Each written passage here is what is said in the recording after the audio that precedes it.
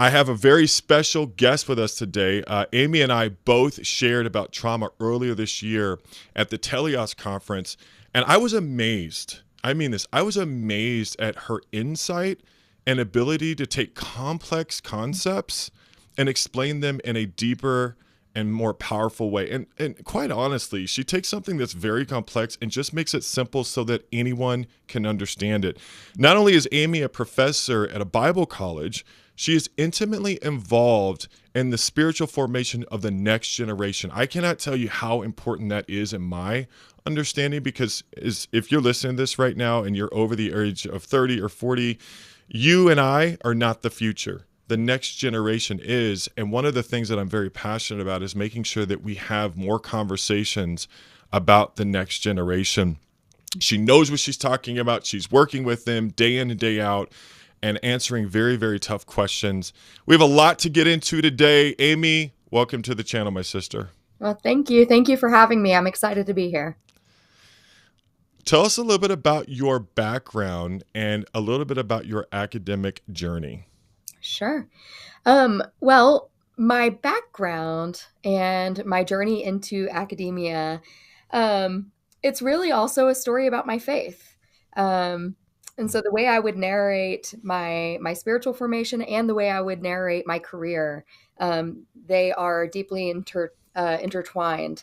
And so I grew up in a preacher's home in the Churches of Christ. And I was the youngest of five, the only girl. Um, and I was always very curious about my dad's work. Um, there was kind of the public piece of his work on Sunday mornings when he'd get up and preach. But as his daughter, I was also watching Monday through Saturday. And growing up in a minister's home, I've sometimes called it growing up in the belly of the beast. Like, you just have a different perspective on church. You have a different understanding of what's happening in kind of the corporate body of believers. And you really do get a very human perspective. On Sunday morning, there's like a lot of idealistic language applied to what the church is and what we do. But Monday through Saturday, you're kind of in the nitty gritty with people. And you're seeing where the rubber meets the road, where our spiritual ideals are kind of touching down on our real lives. And so I grew up with this, I've kind of described it before as having an awkward front row seat to both the best days of people's lives and the very worst days of people's lives. And I was paying attention. And my dad was noticing that I was interested in ministry, interested in the life of the church. So he really started taking me with him to the hospital to visit people, taking me to funerals, taking me to weddings. And I was just watching and observing. And that was all very like critically formational to the way I think about what it means to be a Christ follower, what it means to be God's person in this world. For me, it was all those questions about who God is were directly implicated in, how you respond to somebody suffering in a hospital bed. And so that was how I grew up. And I started wrestling deeply with theological questions, theological imagination, though I didn't have the language for it back then.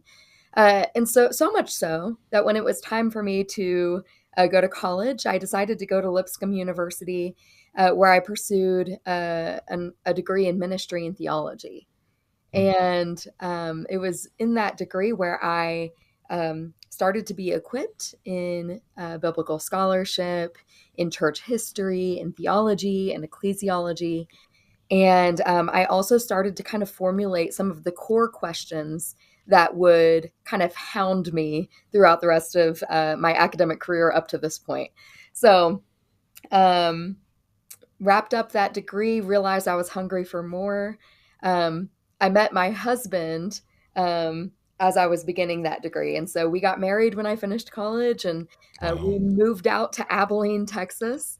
Abilene was kind of a hard sell, but once we got here, we found an amazing community, an amazing church to be a part of. And I started my Master of Divinity here. at Abilene Christian University. And so it was during my MDiv that I continued to be equipped in like homiletics, the study of preaching, practical theology, which became my discipline. And I'll talk more about that in a second. And I continued to wrestle with those questions about human suffering and those worst days of people's lives, and how those worst days of people's lives shape our perspectives on God. Um, and so then, as I was finishing up my MDiv, ACU asked if I was interested in teaching. And that sounded like the dream, you know? When I Mm. thought about who gets to teach, I kind of had in my mind those professors that I've admired for so long, and they seemed very lofty to me. And so when I was asked if I was interested in teaching, the answer was yes. But it also felt like a dream. Mm. um, and so they took a chance on me. I taught full time for 2 years and fell in love with it. Um, like deeply, passionately fell in love with higher education and realized I want to make sure I can do this for as long as possible. So um, I started a PhD program at Boston University School of Theology in 2017 in practical theology. And practical theology, the best way I can describe it, is practical theology is interested in the conditions of humanity that give rise to theological thought and expression. And so you might think about it this way, like systematic theologians often start with propositions and are kind of working at like a nexus of theological propositions up here. Practical theologians are elevating things from the ground up Mm. for that conversation. So for me, being interested in suffering and grief and trauma, as a practical theologian, I can ask the question, how does suffering or trauma shape theological imagination or shape theological perspective? And so practical theology has become a good disciplinary home for me to chase down those questions. And I finished my PhD last summer, and now Wow. I'm back at ACU as an assistant professor in the College of Biblical Studies. So that's the journey.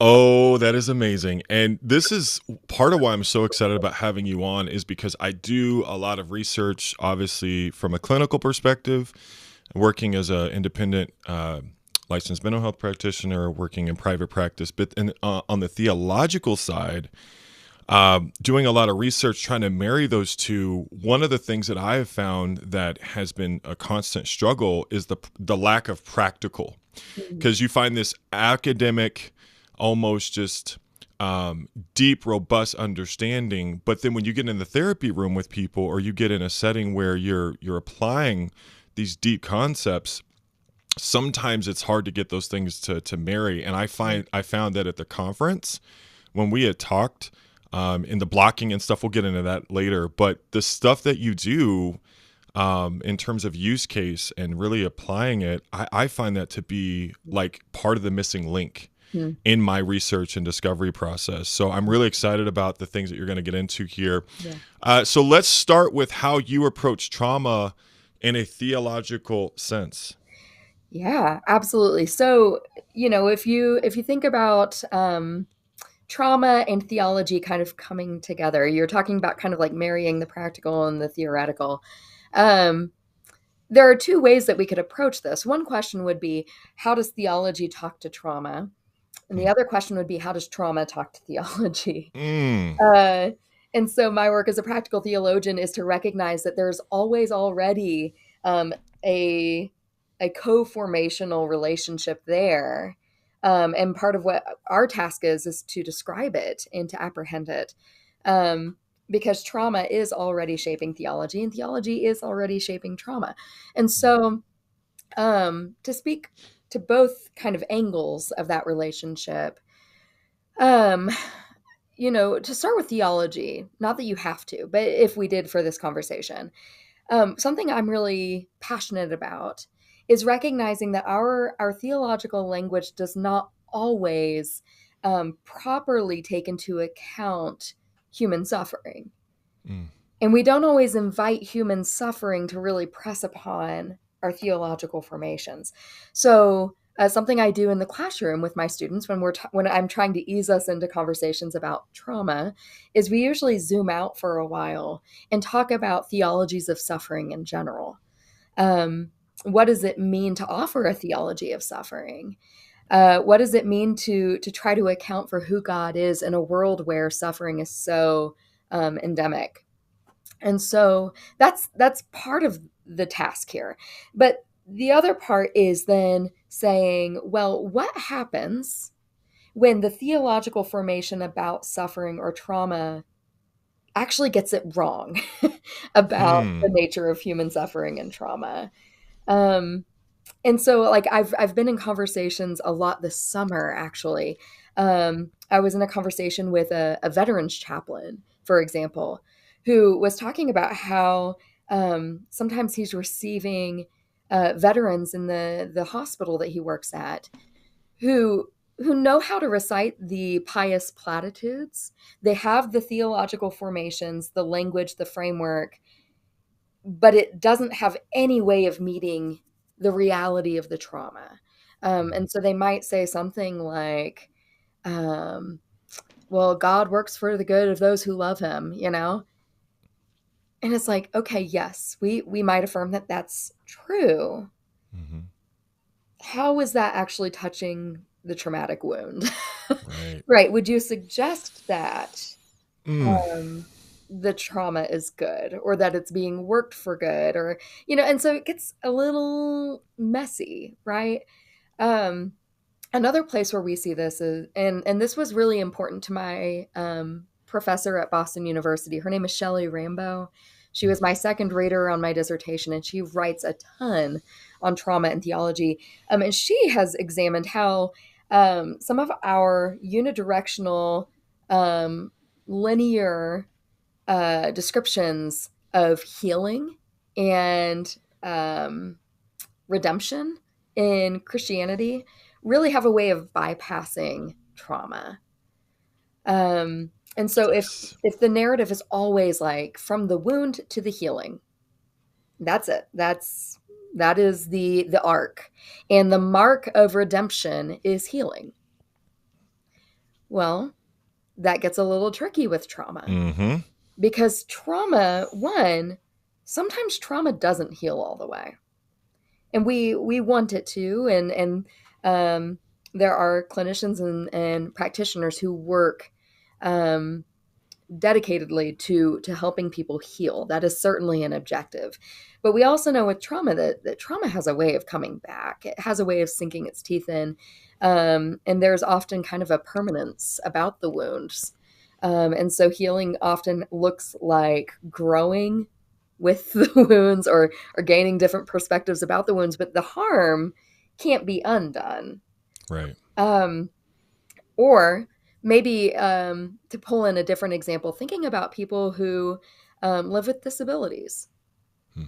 and the disability may not ever go away. And so if healing is a marker of redemption,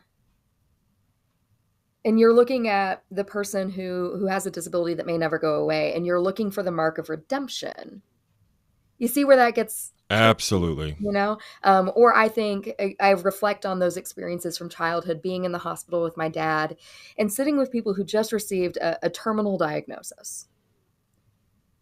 They may not physically heal. Right. And so allowing the suffering and the trauma or the wounds to kind of push back a little bit on our language, on our frameworks, and to complicate some of those narratives that we just kind of accept at face value. That has become really important to me as a practical theologian, because obviously I want people, myself included, but I want all of us, when we are in a wound, when we've experienced a wounding, to have an authentic way of thinking about God, where God can meet us in the wound, rather than presuming that God is somewhere at a finish line waiting for the healing, Wow. imagining actually God is present in the wound. God is with us in the wounding, in the brokenness. So that gives you a little bit of a sense of how I'm negotiating this relationship between trauma and theology. So one of the things that Shelley talks about, I think she has a book called Spirit and Trauma, Mhm. but this idea of resurrecting wounds. Yeah. And and again, trauma, one of the things that when we did our call, I don't know, a month ago, we talked about the hiddenness of trauma. Mhm. And so if you could just talk a little bit about Shelley's approach and some of the things that you've learned from her specifically to push this conversation a little further. Absolutely. Absolutely. Well, first I'll say, Shelley has two books that I would wholeheartedly recommend. Spirit and Trauma is one, and then the second one is titled Resurrecting Wounds. Um, and so, first, I'll say that she helped me conceptualize trauma from a theoretical standpoint. I am not a clinician. I have no degrees in counseling or therapy. Um, and so I do think more theoretically. I'm thinking Hmm. from kind of a literary angle or a philosophical angle. And so trying to maintain the reality, the clinical reality of trauma, but then also being willing to make that kind of like humanities turn and ask, what does this reality have to do with the way that we narrate human life and Mm, conceptualize it? And so some language that she provides in Spirit and Trauma that I found very helpful for understanding kind of the nature of trauma, is she describes it as bearing an alteration of time, body, and word. And so when somebody is traumatized, um, one way to think about it is that in the wounding, in the initial wound, it is so the event is so overwhelming that it overrides kind of the standard neurological processes that would happen when mitigating a threat, right? And so it's possible that somebody, let's say two kids in different places, a kid gets bit by a dog, and maybe in that moment they have the capacity to narrate it, to integrate it, to say, that was a scary dog. I happened upon that dog. That dog growled, it bit me. Um, it really hurt. And now I'm cautious about dogs. You might yeah. have another kid who's bit by a dog, but the terror of the attack overwhelmed their processes in the moment, and they Mm, were not able to integrate the event in real time. And so their limbic system kicked into high function. The fight, flight, or freeze or fawn is happening, and in that moment, those processes in your brain that would kind of register the event in some kind of logical time shut down, and so the event is embedded in the body um, without the brain fully comprehending. absolutely. And so then the body, kind of like Bessel van der Kolk's language, like the body keeps the score. The memory of the event is embedded in the body. And it's hinged around like an event that was kind of missed, like a missed event. And so it's emerging latent in the body. And so then you might have a kid who is at school and something happens in the environment that triggers the memory of the body from the dog attack. And the kid suddenly is in panic, or the kid shuts down. And there's no dog, there's no threat, but the body doesn't know that. And so the body is Mm, flipped around an event of the past, and the past is laying claim to the present, mm, right? And so this is the alteration of time and body, um, but then also the alteration of word. Oftentimes, as you know very well, when working with people who have trauma, there is a real struggle to bring the trauma to language. mm, And it's because in that initial event, the processes of the brain that would have logically integrated the event and narrated it as a memory with linguistic logic, that mhm, all shut down. And so then the memory is difficult to bring to speech. It's also difficult to relay as like an integrated memory. The memory itself is in pieces oftentimes. And so then trying to bring a shattered memory to language is just mhm, profoundly difficult, right? And so all of that to say, um, trauma then exists kind of like a hidden hand, where it's laying claim to the present oftentimes without the person's permission. It's tugging at the strings of perception. It's tugging at the strings of relationality. And the person is not fully cognizant of how that is all taking place or why. Um, and so trauma then is kind of hidden. And so Shelley has helped me think about trauma in this way. Now, in her book Resurrecting Wounds, she ropes in the story from John chapter 20, where Jesus appears in the upper room to Thomas. And like Thomas always gets a bad rap, like doubting Yeah. Thomas, you know. But if you think about it from a trauma perspective, a trauma informed reading of the text, then you would pay attention to things like the traumatic nature of the crucifixion. That there at the heart of the story is a trauma, is a deep, incomprehensible wounding.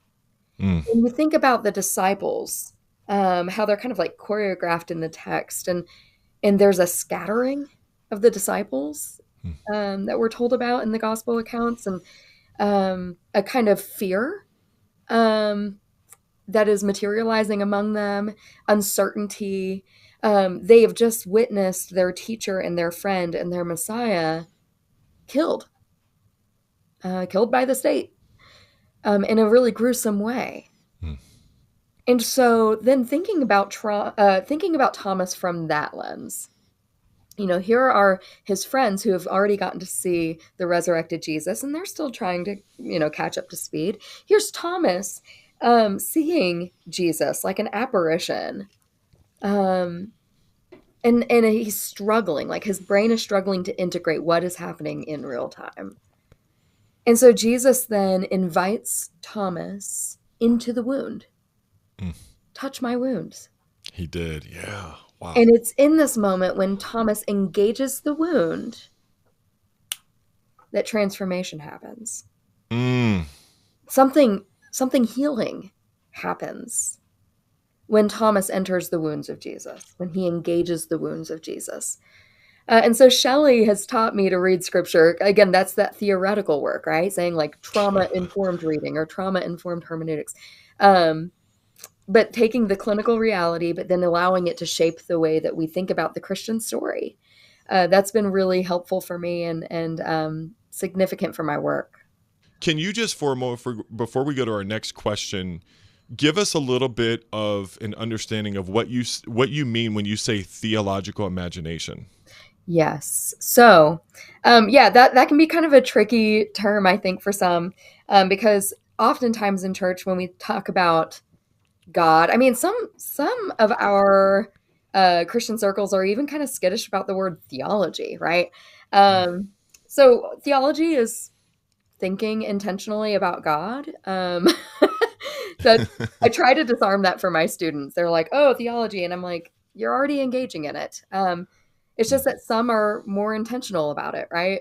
Some are engaging more critically intensive conversations about who God is. But we're all doing theology. We're theological creatures, right? We ponder God. And so theological imagination refers to that activity of pondering. When you close your eyes and somebody says, you know, how do you see God? You're engaging in an act of theological imagination. Now, your imagination is always shaped by things, right? It's shaped by what you read in scripture. But it's also shaped by the songs you sing in worship. And it's shaped by the preacher, how the preacher is reinforcing certain ideas or introducing ideas in preaching. Your theological imagination is shaped by ritual, like baptism or communion or the Lord's Supper. It's shaped by those sacramental encounters with the living God. And so your theological imagination is always under construction. It's never complete, right? None of us ever arrive in this Right. life at the full picture. And so it is always a work of construction, a work of imagination. Sometimes when we hear the word imagination, we think of like make believe, but that's not it. It's Mm. not make believe that I'm talking about. It is the kind of generative, creative synthesis of God's revelation in my own life, right? And so theological imagination is my perception of God under construction, in flux with my community, with my surroundings, and directly with God as God is being revealed. Does that make sense? It does. It does. And when I think of Jesus and how he stretches people's theological imagination, I think of the book of Mark. Um, the Gospels really kind of all over, but the Gospel of Mark is interesting because it's really about the blindness of the disciples, the Pharisees, and the world. Mm-hmm. And that blindness interferes with being able to imagine. So Jesus says, you think about when he feeds 4,000 and 5,000, he's like, you give them something to eat. It would take a whole year. I mean, what are you talking about? We don't have enough for that. What are you talking about? Yeah. Even in his parables, Mm-hmm. he's engaging people's imagination. And it's interesting. The crux of it all is that if you have the right heart, you get the parable. Mm-hmm. The parable makes sense to people who see, Yeah. who want to see, Yeah. who want to imagine. Yeah. And so a parable is a very useful mechanism to access someone's imagination and how they think about God. Yeah. And I think for in terms of narrative, in terms of the overall story, and getting people to think about God in new ways, that's where I think a conversation about the Holy Spirit is important, which I think we could have a whole podcast about that.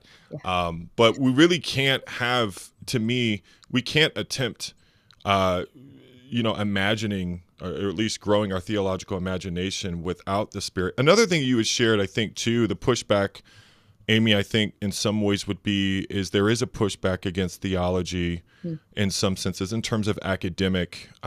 It's kind of that idea of like the seminary is essentially the cemetery for your faith. Right. And so there is kind of this, it poses in a way maybe a threat for certain people. Yeah. So this conversation maybe in some ways for certain people, maybe misses more for them the more basic point of just following Jesus.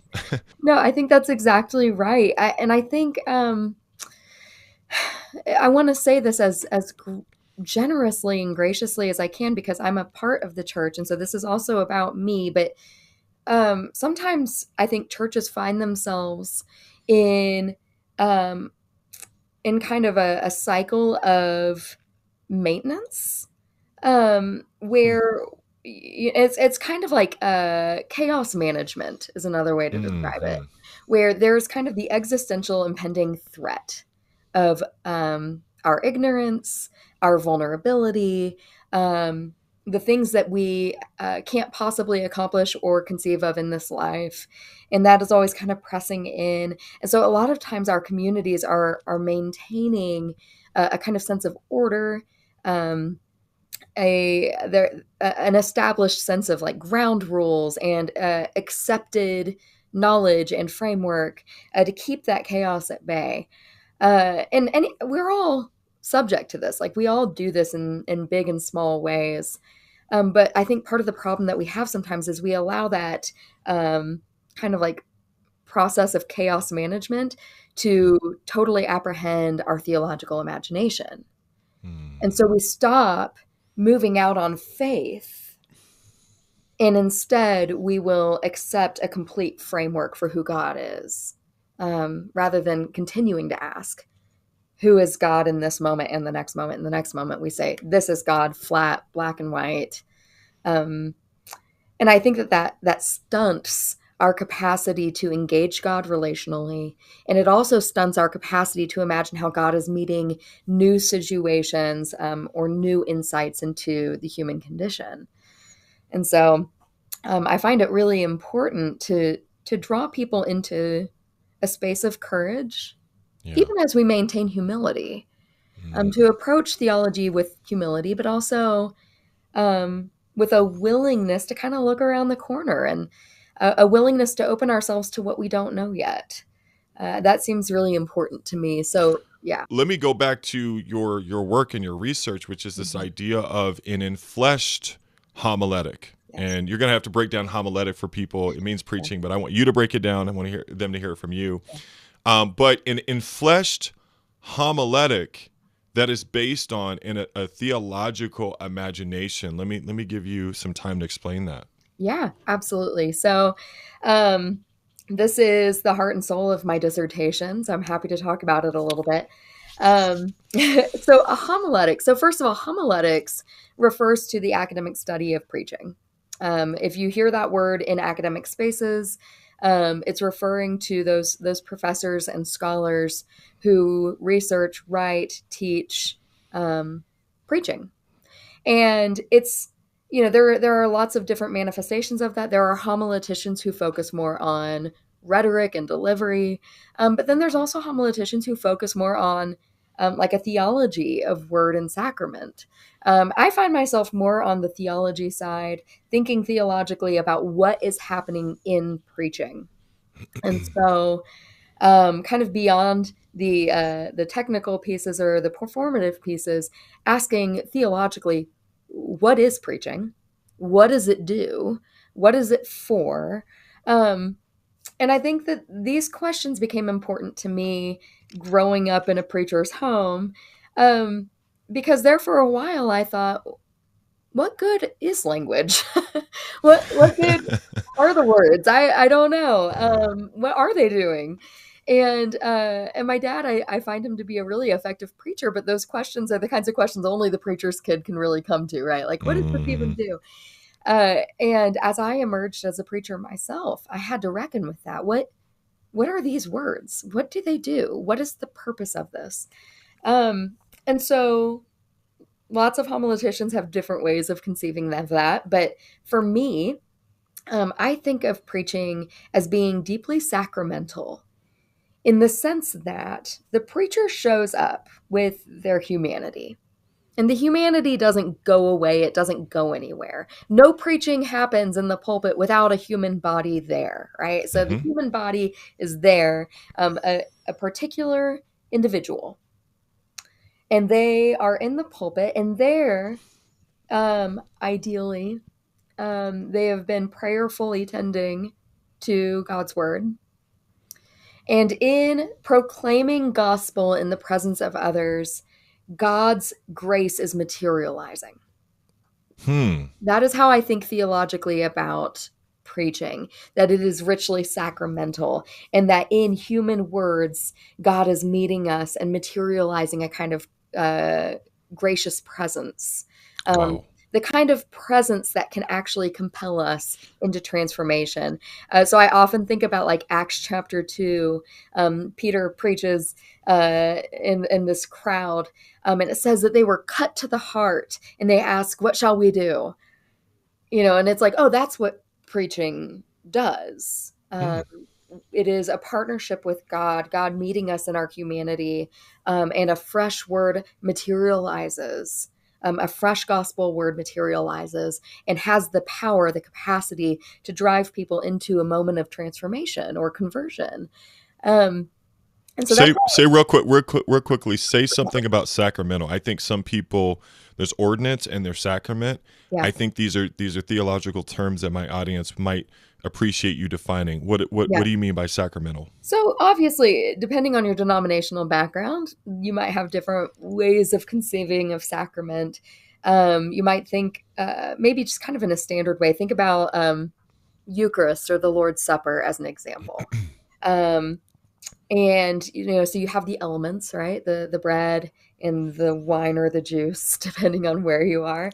Yeah.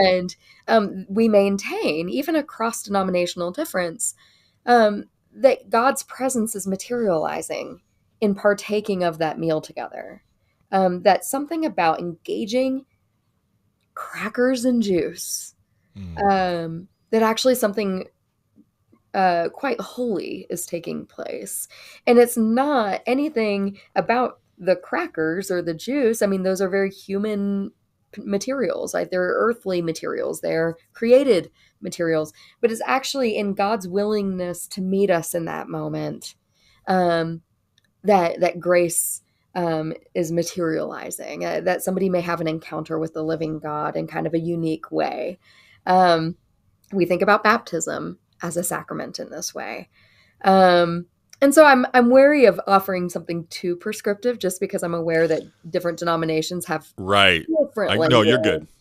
language. But thinking about it as a space where the creator and created are partnering Hmm. because of the creator's initiative, because of the creator's eternal grace, meeting us in the createdness and materializing a merciful presence, a gracious presence that transforms creation into God's purposes. And so that's how I'm thinking about it. Does that make sense? Absolutely. Okay, cool. So in terms of I love this concept of bodies because again, the body holds the story. Yes. And when people come into church, their bodies are full of story. Yes. And when the person delivering the sermon that day is interacting with this community, their bodies are connecting and engaging with one another. And the Lord is present in that. And so I'm wondering, can you share a little bit about maybe at times feedback from the congregation, feedback from the Yeah. community as a person is preaching? How does that fit in?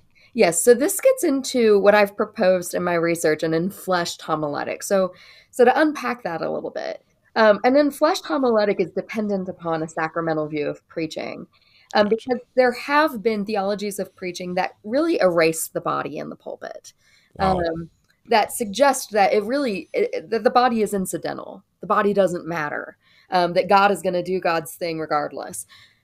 I personally don't buy that. Hmm. I think actually that the body in the pulpit matters for what is proclaimed. So one way that I've described this for my students to kind of break it down um, is I tell my students that I was once taught a prayer that every time I get into the pulpit, I should ask God to make me like a piece of glass through which others can see God and hear God. And I ask my students, what about this metaphor works? And what about it needs some tweaking?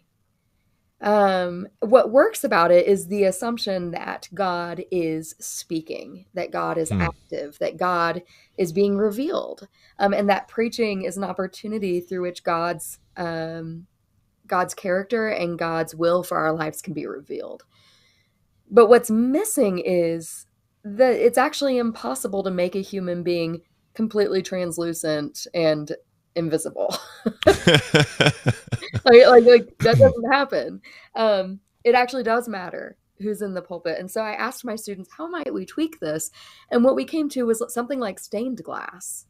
You know, that Hmm. there in all the pieces of your life when you enter the pulpit as a preacher, that God is shining through that. And so when I Hmm. preach a sermon, the way I preach is different from my dad. We could be reading the same passage, and even in the same community, and we would preach a different sermon because we're different, right? And it seems kind of obvious when we spell it out that way. But what I am suggesting is fairly I think, radical to some circles, and that is that God meets us in those differences. And so some of this teeters into a philosophical conversation about epistemology, the Hmm. formation of knowledge. And I'm suggesting that your embodiment as an individual matters for how you come to know God. Mm. Given that we are all thinking about God, our theological imaginations are being formed from a specific location.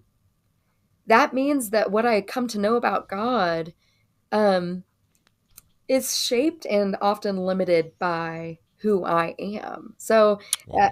to make this concrete, I am um, a white woman in my mid 30s who has a lot of education, born and raised in the United States. Okay. Um, those descriptors actually have a lot to do with what I've come to know in my life. Hmm. How I see the world, how I walk about in the world. I was recently walking with a colleague, and he tells me that he takes this shortcut up to our offices by walking through this kind of like dark tunnel area. And he said, "You never walk through here?" And I said, "Do you feel safe walking through here?" And it was one of those kind of clashes of epistemic location. Like, he didn't worry about his safety, but I'm like a small woman walking around in the Very world. true. You know what I mean? So difference in epistemic location, the way that our knowledge or ideas are formed. So then thinking about that in the pulpit, when I enter into the pulpit or my dad enters into the pulpit or somebody else, you're coming in with your whole life with you, like pieces of stained glass. And the hope, the prayer, is that by showing up faithfully in humility and with a deep intention, that God meets us there and is being revealed in uh, the way that we proclaim gospel. Now, where the community comes into play is that what I've just described for the preacher is true of every person sitting in the audience, everybody sitting in the congregation, and Mm, all the bodies that surround the preaching moment also have varied epistemic locations, different life experiences that shape the way they know God, that shape the way they think about God or imagine God. And so, if you can kind of think about it this way, the community of believers has an ever influx kind of amalgam of theological imaginations. mm, And there's some shared language that you acquire as a church, as a community, shared experiences, shared struggles, shared joys as a community, as a family of believers. But also, you have your differences. yeah. And so when I get into the pulpit, there's always the reality that I cannot fully account for the life experiences of every person in the room. Mm, But just as I would say that my life experiences matter for what I've come to know about God, that means the life experiences of my congregants also matter wow. for what I should be seeing about God. And so for my research, I've argued that in an enfleshed homiletic is this kind of like recognition of the way that our bodies are bound to each other in community, and thereby the way our theological imaginations are implicated by one another in community. And so if I want to speak truly of God, I need to be deeply attentive to the bodies that surround me. Hmm. And that includes traumatic wounding. So, how do the wounds of others, um, how might those impact or even sometimes push back on my own theological imagination? That's a really critical question for me. This is, I want to say this is like otherworldly. This is counter. First of all, let's go back to a throwaway comment that you had, which was that people feel like, well, if you just get up there, God will just work. Right. And I think because again, we have a way of doing service, we have our 3-point lessons, like and I would say in some ways, like charisma matters and things like that, and or if you use a ministerial tone, they teach you limit that, don't. You can trigger people when you just come in there and you blow people out of the water. But I think that first of all, what you're saying is counter, because the way we do preaching or the way we think about preaching, it is very much I've got command, Right. and I would say everyone owes me their attention or whatever. But Right. this dynamic of the audience, I would say, yes, there is interplay with the audience, but it's more maybe if I'm going to make a joke or if I'm doing something to try to connect with them or get them to think about God a different way or think of themselves in a different way. But I think it's really hard to imagine that the audience and then their bodies in a way pushing back. Mm-hmm. It's really hard, I think, the way we think about preaching to conceptualize that. Yeah. Because my responsibility is to deliver the word, and people's hearts need to be open, and then it needs to inspire obedience. I mean, you had talked about with Peter, and it summons people's commitment. Right. But I think for people when they're preaching, or at least the way we think about preaching, it's hard to imagine this. This feels, I think, for some people, probably abstract. When you say pushing back or people, their bodies responding, Mm-hmm. if I'm speaking, what am I looking for? Right. Well, and I think this is part of where, like, to kind of go back to my first answer for this conversation, observing ministry Monday through Saturday, Hmm. I think a lot about like what it means to tend to the bodies that surround preaching. Um, and so I think about that both in sense of the bodies that are physically there on a Sunday morning. I also think about the bodies that are outside the church, like Wow. the bodies in the community that surround preaching. And in my own work, I've also thought about past bodies. Like, I've talked about this almost like haunting. Um, Mm. the bodies of the past that have been wounded that still lay claim to the present. And so how is the preacher supposed to tend to all the bodies and specters of bodies? I think about the work that happens Monday through Saturday, spending life with people. Um, I talked about a moment ago about epistemic location and how, the body that I live with shapes a lot of what I see and what kind of knowledge I come by. But the good news about being a human person in community is that I'm not strictly bound to this epistemic location. Mm. I do need to acknowledge it. I'll be better off if I acknowledge it. But the good news is that in community, you can intentionally do life with other people who are different from you. And if you're humble, you can learn, right? So, for example, I have four older brothers. Three of my older brothers are biological. One of my brothers is adopted, and his name's Jerome. He joined our family when we were all teenagers. So Jerome was a friend of my brother. He had started going to our church, and sometimes they would like shoot hoops and hang out. Um, and there was a Sunday where my brother was like, "Hey, come over for Sunday lunch," and so Jerome comes to our house. Now, important for this is knowing that Jerome is Black. Mm. And so Jerome comes to our home. We have a wonderful lunch. They play basketball in the driveway. And my brother then like goes to take him home. And we end up discovering as we get to know Jerome that he doesn't have a safe living situation.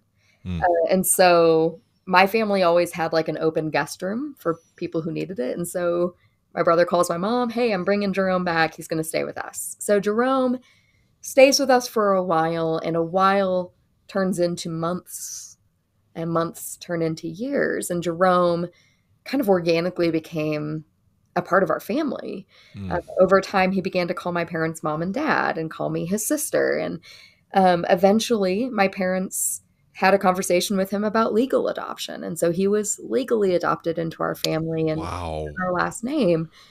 And it's kind of an unconventional adoption story. But the crucial part for this, for an Enfleshed homiletic, or even thinking about epistemic location in the church, is that I had grown up in a family that was attentive to social difference. I had grown up in a family that was willing to talk about racism and talk about justice and so on and so forth. I I could not have anticipated what I would come to understand about life by becoming Jerome's sister. Mm. And so then it moves from kind of the theoretical conversation about racism to, Jerome and I walking through the airport together and experiencing security differently. And it becoming clear, oh, I see. He's Mm. he's walking around this world in a different body and is gaining different experiences and is also acquiring different kinds of wounding. Um, And so to bring that full circle, if Yep. I'm the minister in a community, being able to acknowledge there are different bodies here, different people here, different kinds of experiences, different kinds of traumatic wounding, even that are traumatic wounds that are tugging at the community with this invisible hand. So, what can I be doing Monday through Saturday to bear faithful witness, to help bear witness to the truth of other people's lives? And then when I stumble into something that feels foreign or different or just something that is confounding or confusing, being willing to sit with that and invite that difference to push back on the way I see God's world, on the way I see God in general. that becomes critically important then for the work that happens in the pulpit, because then you gain a sensibility and awareness of how God is meeting people in all of our differences, and what God is up to in the wounds of other people's lives. And this is kind of where I think you kind of met a need in terms of the abstract, which is me understanding people's pain, me understanding people's wounding and their traumas is a part of what conditions the homiletic. Mm-hmm. When I look at what conditioned Jesus' homiletic, it was the wounds. Yes. He was a shepherd who had compassion. He challenged his disciples on their lack of compassion towards children and the sick and the needy and the poor and the hungry. Yeah. He challenged them. Yeah. These people have been with me for days already, or however many. We can't just send them away hungry. So his sermons, I even think about the Beatitudes, the Sermon on the Mount. His sermons very much are meeting people in the struggle. And this term, the struggle, I think is very important as we get into the next conversation or the next topic, which is how we approach conversations such as racism or justice. If I'm preaching and I have an understanding of the gospel, or I have an understanding of what my job is as a minister, and I need to preach the gospel, but how I define the gospel does not touch on a lot of the wounding that people experience in the world, and they're coming to the church looking for the church to be different. Right. But if people come to the church and the church is silent, those people are still unseen. They're still being othered. That's right. Yeah. Whoever they are, it's not just black and brown people. There's a lot of different things that put people in the other category. Mm-hmm. But I think that it feels like when Jerome came into your life, your understanding of the struggle, you got front row seats. You were not a bystander. You were involved. Right. And that had to have affected your preaching. That had to have affected your theology. That had to have affected the way you think about your Creator. And that's kind of what I heard from you, is that it did. Yes. And now it's almost like you can't go back. But I guess now you're a white woman who, quote unquote, became woke. Mm-hmm. You're a white woman who now would be seen as liberal. Mm-hmm. You're not necessarily a Church of Christ daughter now. Right. You're not upholding Right. those principles and values. Right. And so let me ask you this next question. So how do we approach conversations? But also, what's it like for you now? Yeah. Because you're on a different side of this now. These are great questions. One thing I will say is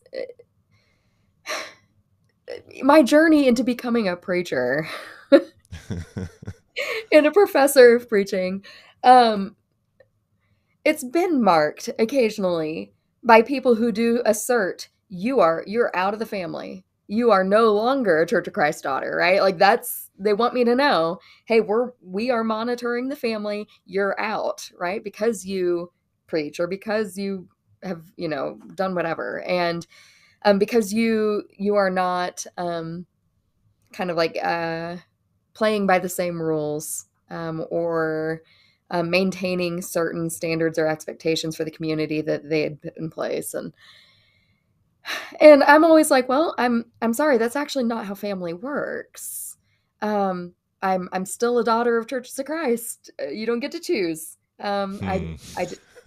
Sorry, I'm here. And it's kind of like, I think about at Thanksgiving, the whole family comes together and everyone's a little nervous. Like I'm confident that the mass majority of families experience a little nerves coming into the holidays, because you're like, you've got the people you're really excited to see and that you really vibe well with. And then you've got the people who you have some differences and you're not quite sure how those differences are going to be negotiated at the Thanksgiving table, Mm-hmm. but they're still family.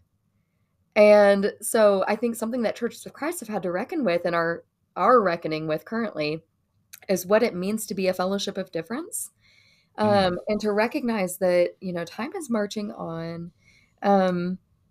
Some of the ways that we conceive of community, of worship, of being God's people are adapting. And so we're really having to ask critical questions about who God is in this time and place, and what does faithfulness look like for us right now. And so for me, faithfulness has looked like faithfully following God's call in my life to step into pulpits and to teach preaching and to pursue education. And faithfulness in my life looks like listening to people who are different than me. And it looks like learning to tell the truth about other people's wounds. Wow. So for those who are biblically impassioned, which is almost everybody in Churches of Christ and a lot of other believers as well, my own work has engaged the book of Job quite a bit. Mm. And in the book of Job, you have a man whose life has been torn apart because of a heavenly wager. And, you're told that he is marked with wounds from the soles of his feet to the crown of his head.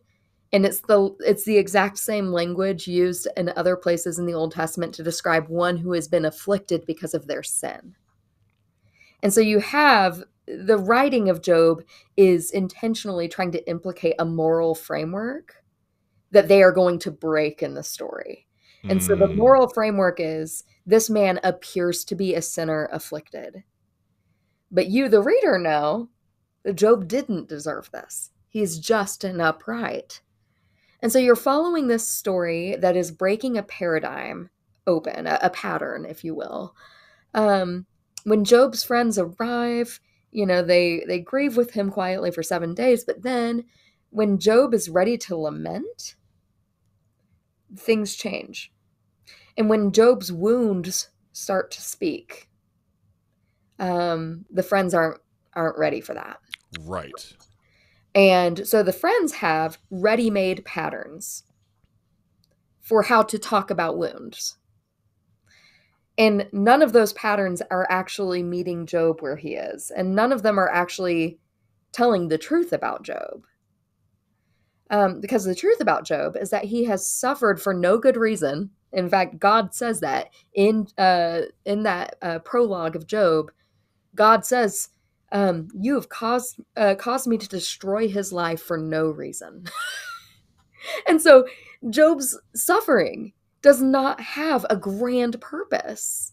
Job's suffering is not because he has sinned. It's not even a mechanism to teach him something. It's like how most of us experience suffering. It feels quite senseless. But the friends are certain, this is why you suffer, Job. You need to repent. You need to make this right. You need to play by the rules. And Job is determined to hold on to his integrity. And so Job, maintaining his integrity, keeps talking back and saying, no, here's the truth of my suffering. And then ultimately in Job chapter 42, verse 7, God turns to the friends and says, I'm angry with you because you did not speak truly of me as my servant Job has. Wow. And so I take that story and I receive it as kind of putting preachers on notice. It's like, hey, you run this risk all the time. The wounds that confront you, the wounds that you don't understand, the wounds that you already have ready-made ways of narrating. If you're not paying attention, if you're not inviting those wounds to have their say, you run the risk of being like the friends. And so actually what needs to happen is we need to be willing to bear truthful witness, to be faithful witnesses to wounds we don't understand in order to speak truly of God. And so that means, call it being woke, call it being liberal, whatever. Ultimately, what I'm arguing for is a deeply compassionate and honest response to the wounds around us. So when somebody says, this is my wound, rather than saying, no, it's not, or saying, well, actually, this is the way we talk about that, or, well, if you would have just done X, Y, and Z, then there would not have been a problem. Instead, slowing down, tying our tongues in wisdom, and sitting with and listening to and receiving. And then when it feels incompatible with the way that we would have talked about the wound or talked about God in the presence of the wound, being willing to sit with that incongruence and ask, hey, God, what are you trying to show me in this? God, how are you being revealed in this fellow image bearer that I'm sitting with? And what is it about my own life that makes it hard to understand that? I appreciate the work of liberation scholars. Specifically, I'm thinking of like James Cone, who Mm-hmm. talks about, a God crucified, a God who is with the marginalized, a God who identifies with the woundedness of marginalized communities. And it reminds those of us in power that actually there's something about our social location, our epistemic location, that makes it really hard to see where God is moving in the wounds of the world. Hmm.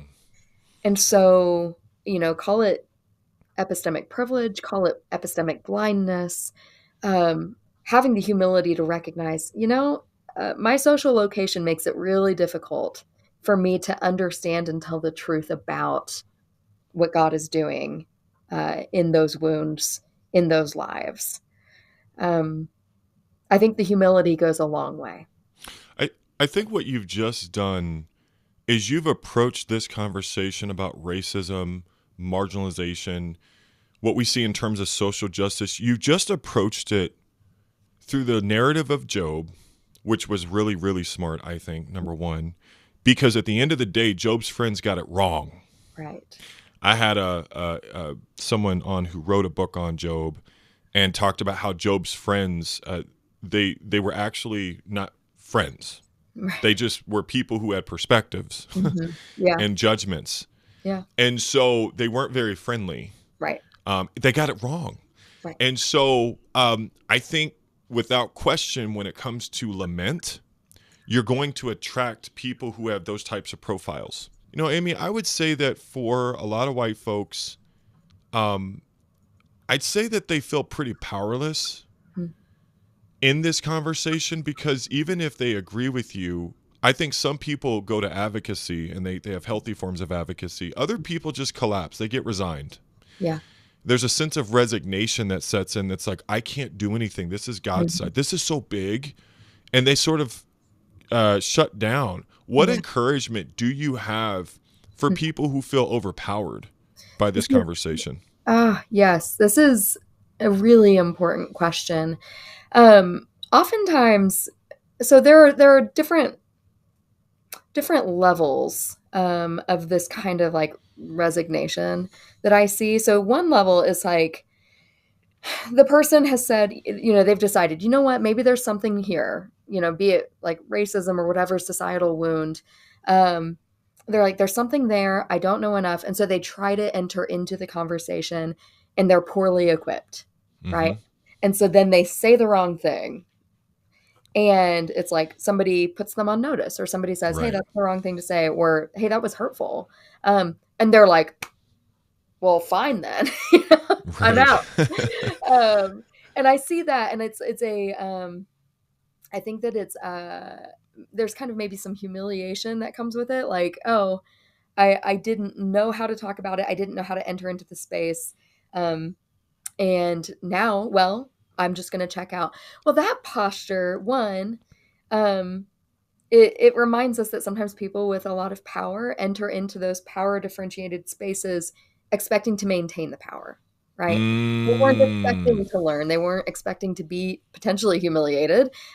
They thought it's a gift that I've shown up at all, and it's like, that sounded harsher than I meant it to. I meant for that to sound more compassionate. But that is often a trap. I think that anybody of privilege falls into is like the moment that you feel slighted, you're like, well, then never mind. You can sort it out on your own. So that's one level of resignation that I see.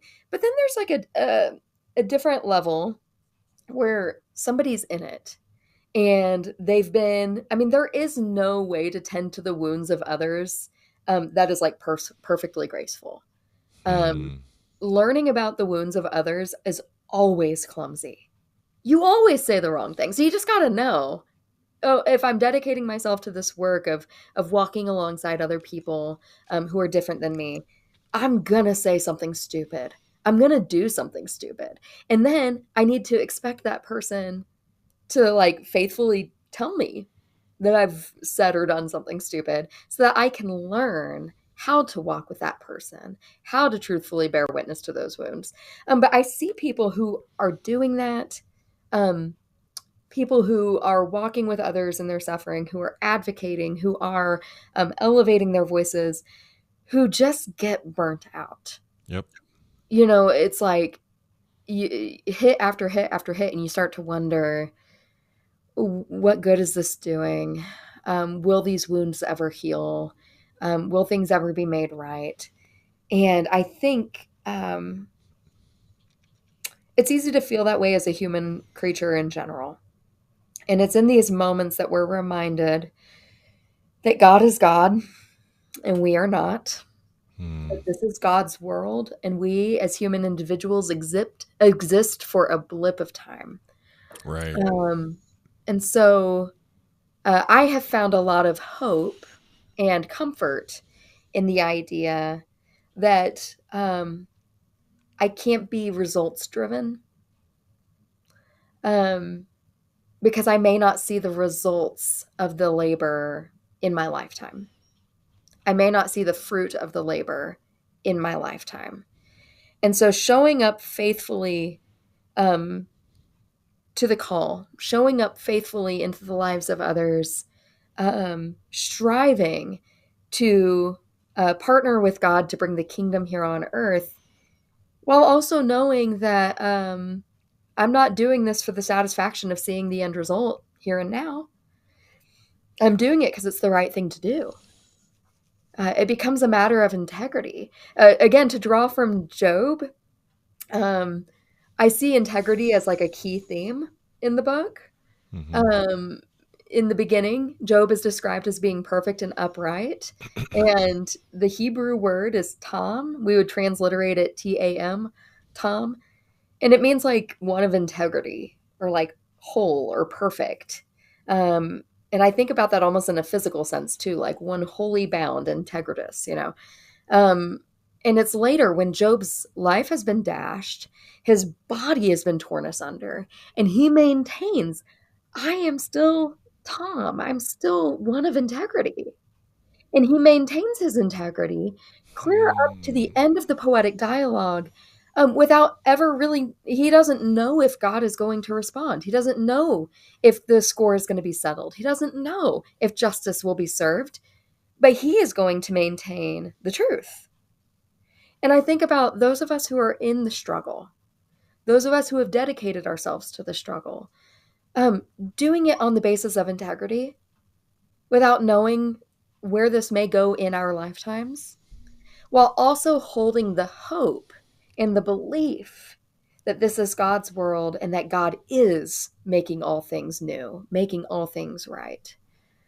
And so that's hard, but I think it's really critically important for our well-being to be able to recognize the movement of God's work in this world does not hinge on me. And yet I do have, by integrity, I am called to participate and offer this little piece.